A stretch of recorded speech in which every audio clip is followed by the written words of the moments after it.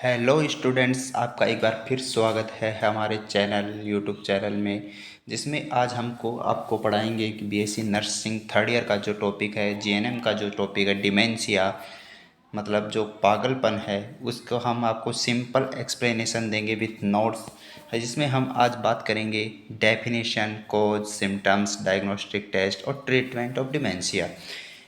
Exam के जो RHS के हिसाब से है या कोई भी प्राइवेट यूनिवर्सिटी है राजस्थान में नर्सिंग की, तो उसके लिए हम महत्वपूर्ण नोट्स लेके आते हैं इस यूट्यूब चैनल पे। चैनल को आप सब्सक्राइब कर लीजिएगा, वीडियो अच्छा लगे तो लाइक कीजिएगा। कंटिन्यू करते हैं हम इस वीडियो को। इंट्रोडक्शन से शुरुआत करते हैं दोस्तों हम। तो डिमेंशिया की बात करते हैं इंट्रोडक्शन से कि cognition is that operation of the mind process by which we become aware of objects of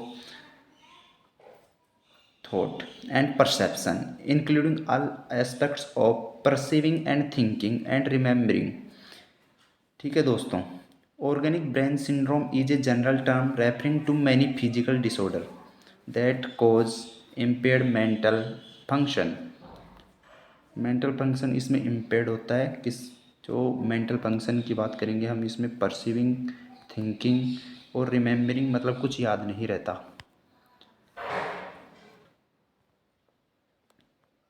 classification है ऑर्गेनिक ब्रेन डिसऑर्डर का। F00 से F09 तक इसका क्लासिफिकेशन किया गया है ऑर्गेनिक मेंटल डिसऑर्डर का। Symptomatic mental disorder, dementia in Alzheimer's disease, vascular dementia, dementia in other disease classified elsewhere, unspecified dementia, organic amnestic syndrome not included by alcohol and other psychoactive substance और drugs, delirium not induced by alcohol and other psychoactive substances, other mental disorder due to brain damage and dysfunction and to physical disease, personality and behavioral disorder due to brain disease, damage and dysfunction, unspecified organic और symptomatic mental disorder. ये इसका classification था। बात करते हैं definition से। Definition of dementia, dementia is an acquired global impairment of intellect, intellectual power में impairment होती है, memory and personality, but without impairment of consciousness. लेकिन जो पर्सन की जो कॉन्शियसनेस होती है वो प्रेजेंट होती है। ठीक है, इसमें कोई किसी प्रकार का इम्पेयरमेंट नहीं होता है। इंसिडेंस की बात करेंगे तो dementia occur more commonly in the elderly, elderly में क्या होता है, ये मोर कॉमन होता है।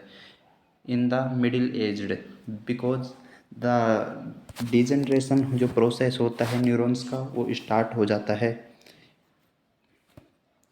इसलिए। कंटिन्यू करते हैं इसकी ईटियोलॉजी।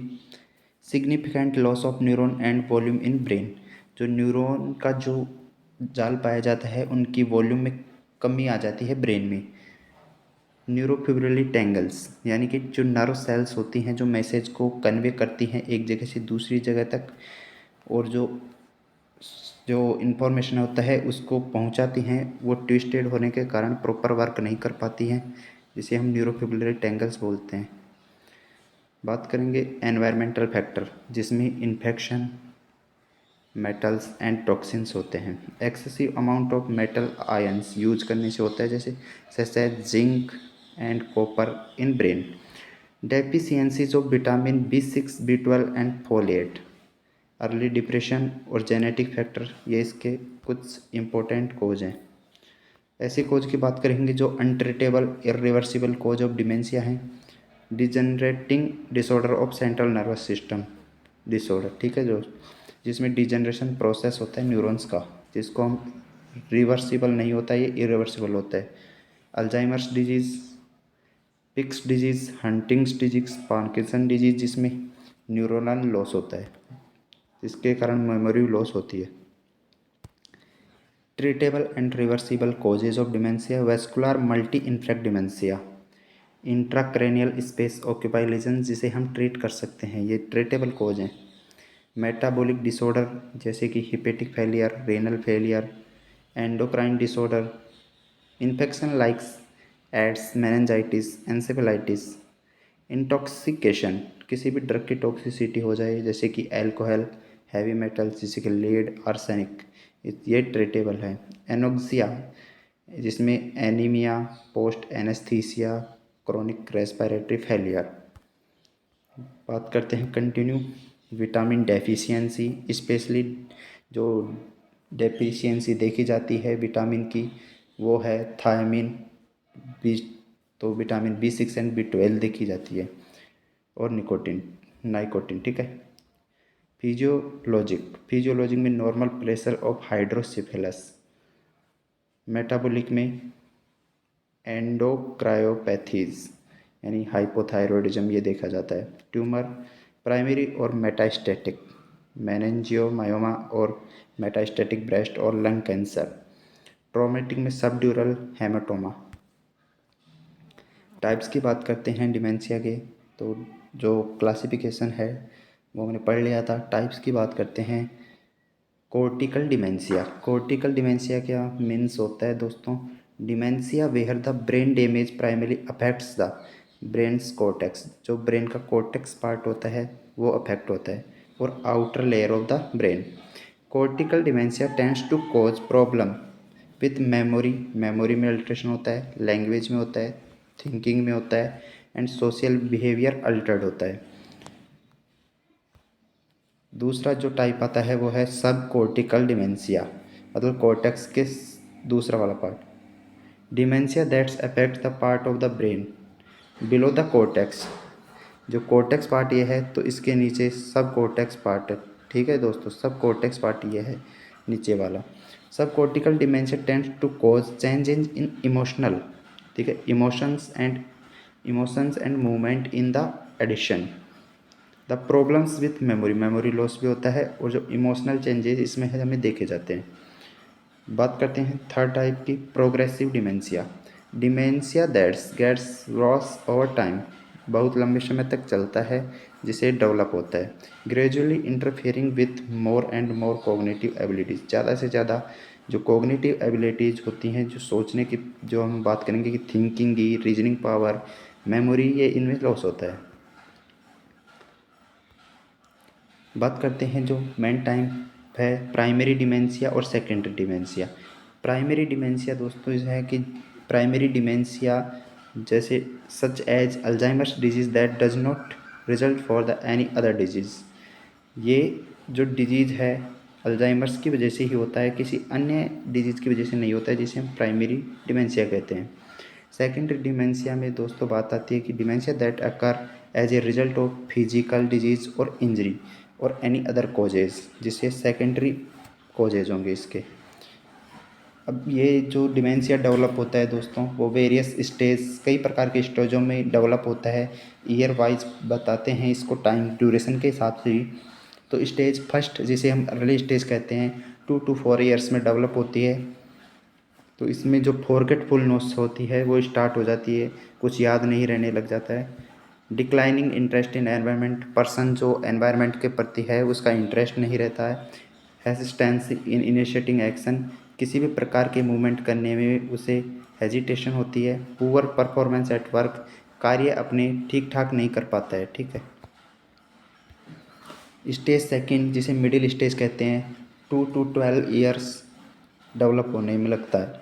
प्रोग्रेसिव मेमोरी लॉस, ज़्यादा से ज़्यादा मेमोरी लॉस हो जाएगा, प्रोग्रेसिव होगा। Hesitates in response to question, की जो कोई किसी प्रकार के क्वेश्चन किए जाएंगे तो उनका आंसर प्रॉपर नहीं दे पाएगा।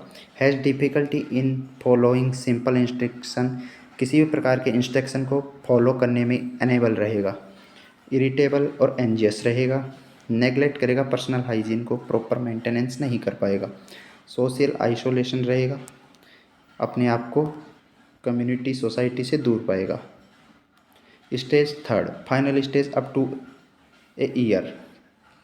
ठीक है दोस्तों। मार्क लॉस ऑफ वेट, इसमें मार्क लॉस ऑफ वेट, ठीक है, लॉस हो जाएगा ये वेट का, because of inadequate intake of food, because कुछ याद नहीं रहेगा तो ये इनटेक नहीं कर पाएगा फूड का, तो इसका वेट डायरेक्ट अफेक्ट होगा। अनेबल टू कम्युनिकेट, किसी भी प्रकार की कोई कम्युनिकेशन एक्टिविटीज़ ये नहीं कर पाएगा। Does not recognise family, family को जानने से इनकार करेगा। Incontinence of urine and faeces, loses the ability to stand and walk, चल नहीं पाएगा, ठीक है, खड़ा नहीं हो पाएगा। Death is caused by aspiration pneumonia, death हो सकती है एस्पायरेशन निमोनिया के तहत। जो प्राइमरी सेकेंडरी और मतलब जो टर्सरी जो फाइनल स्टेज थी दोस्तों, ये हमने देख ली हैं।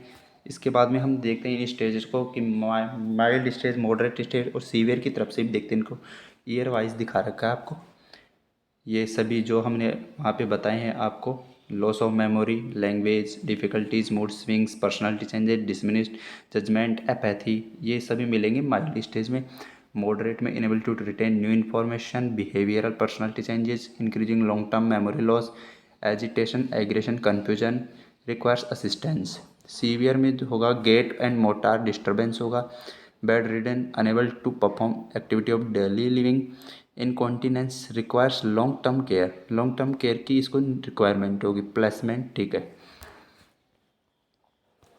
बात करते हैं warning sign of Alzheimer's dementia. कुछ वार्निंग साइन होते हैं जो अल्जाइमर्स डिमेंशिया में देखे जाते हैं। Memory loss, difficulty performing familiar task, जो फैमिलियर टास्क होती हैं उनको पर्सन अनेबल होता है करने में। प्रॉब्लम विथ लैंग्वेज में प्रॉब्लम देखी जाती है। जो डिसोरिएंटेशन होता है, जो डिसोरिएंटेशन का मतलब है कि जो भी अपने आसपास चीज़ें चल रही हों उसको कुछ पता नहीं होता है। अनेबल टू जज surroundings, poor to decrease judgement, judgement decrease होता है। प्रॉब्लम विथ एब्स्ट्रैक्ट थिंकिंग, ठीक है, थिंकिंग में प्रॉब्लम होती है। मिसप्लेसिंग थिंग्स, पता नहीं होता है कौन सी चीज़ कहाँ पे है। चेंजिंग इन मूड और बिहेवियर, बिहेवियर और मूड में चेंज देखा जाता है। चेंज इन पर्सनालिटी, पर्सनालिटी में चेंज होता है। लॉस ऑफ इनिशिएटिव, ठीक है। Clinical features for Alzheimer's types dementia. Personality changes हमने देख लिया है दोस्तों। Lack of interest in day to day activities, mental fatigue, थकान होती है। Self centred withdrawal, decrease self care. Memory impairment की बात करेंगे तो recent memory is prominently affected. Cognitive impairment की बात करते हैं दोस्तों तो डिसओरिएंटेशन रहेगा, पुअर जजमेंट रहेगा, डिक्रीज अटेंशन स्पैम रहेगा। अफेक्टिव इम्पेयरमेंट, लेवाइल मूड होगा, इरिटेबलनेस होगी, डिप्रेशन में होगा।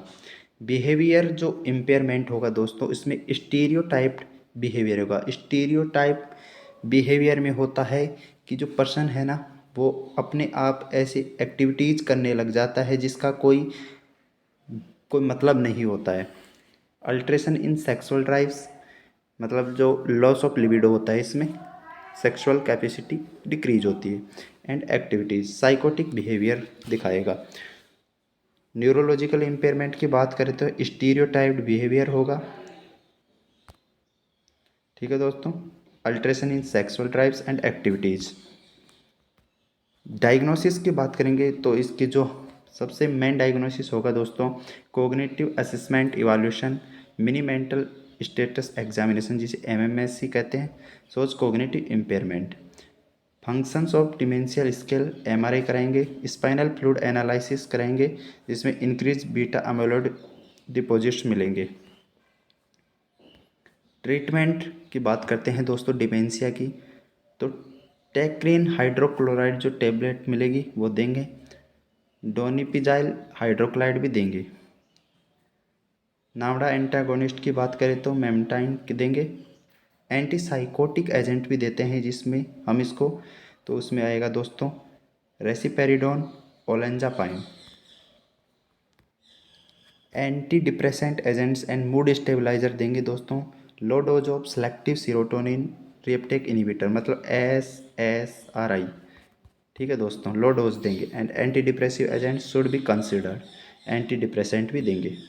नर्सिंग मैनेजमेंट की बात करते हो, सबसे पहले हमारे को असेसमेंट करना होगा, और जो असेसमेंट होगा नर्सिंग असेसमेंट उसमें disorientation, mood changes, fear, suspiciousness, self care difficulty और deficient, social behaviour altered, level of mobility, wandering behaviour, judgement ability, sleep disturbance, speech and language impairment, ये सभी देखने को मिलेंगे।